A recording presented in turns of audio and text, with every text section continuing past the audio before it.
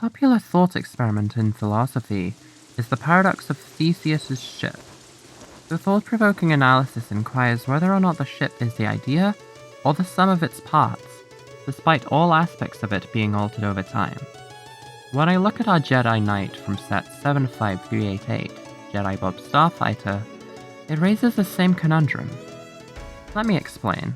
August 1st saw the release of set 75388, Jedi Bob Starfighter, a unique look at the world of LEGO Star Wars that we don't get to see.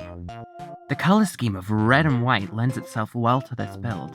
However, there's one small issue I have with this set. As many of you know, Jedi Bob is not a brand new figure LEGO created for this new series. He is instead a remake of Jedi Knight from the 7163 Republic gunship of 2002, with a color scheme of the cockpit in which Jedi Bob sits being a possible source of inspiration for this new set. Interestingly though, LEGO's color palette has been altered a lot during the 22 years since then.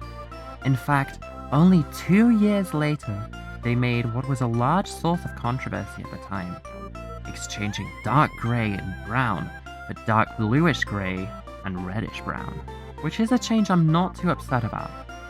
Most of my LEGO contains the updated variants anyways, and I never liked the older greys either.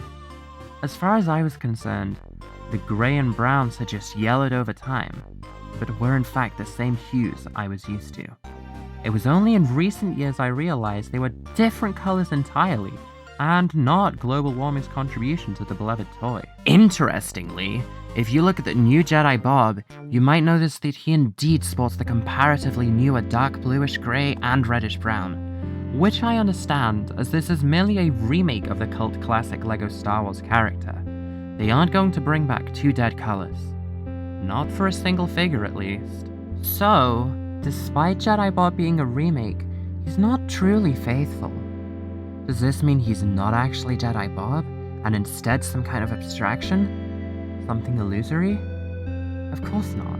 Technically, this minifigure has more of a right to be called Jedi Bob than the iconic minifigure of 2002, as he's actually named Jedi Bob in this set, whereas mentioned previously, the former figure is not, and instead was only known as Jedi Knight officially.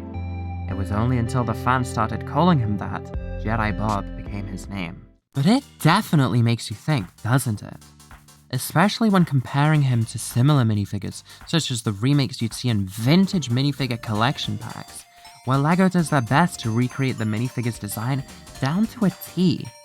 So much so that Bricklink considers their parts to be all the same, such as the Mad Scientist from the LEGO Studios line, or any classic space figures. And the team behind Bricklink know their stuff far better than you, or even I do. So, does this matter that much? I'm reluctant to say so. Does it matter to the general LEGO Star Wars community? Of course it does. The LEGO Star Wars community is very easily upset. Whether it's because they put a new minifigure into a super expensive set, or they put a new minifigure into a super cheap set, or maybe they initially put a new minifigure in an expensive set, only to release it in a super cheap set merely a year later. Now we go back to the older days of LEGO set controversy. For instance, a flawed depiction of the Middle East. Does this matter to me though? Well, not exactly. It matters enough to make this video, but not enough to bother me.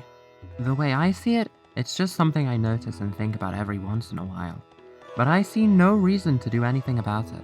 I see no reason to buy a more expensive, near enough identical Jedi Bob when I can get a whole set containing him for much cheaper. The slight alterations do not deter me in this case.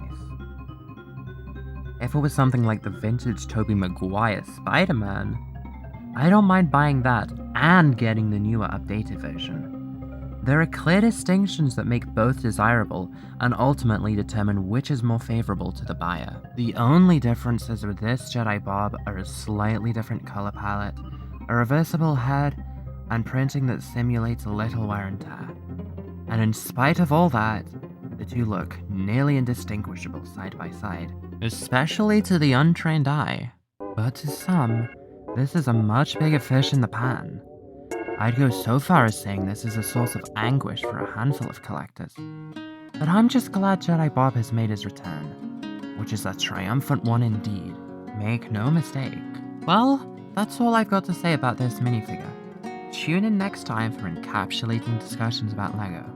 Until then, I've been your host, Prowl, and I'll see you at a later date. Try to have a good time between now and then.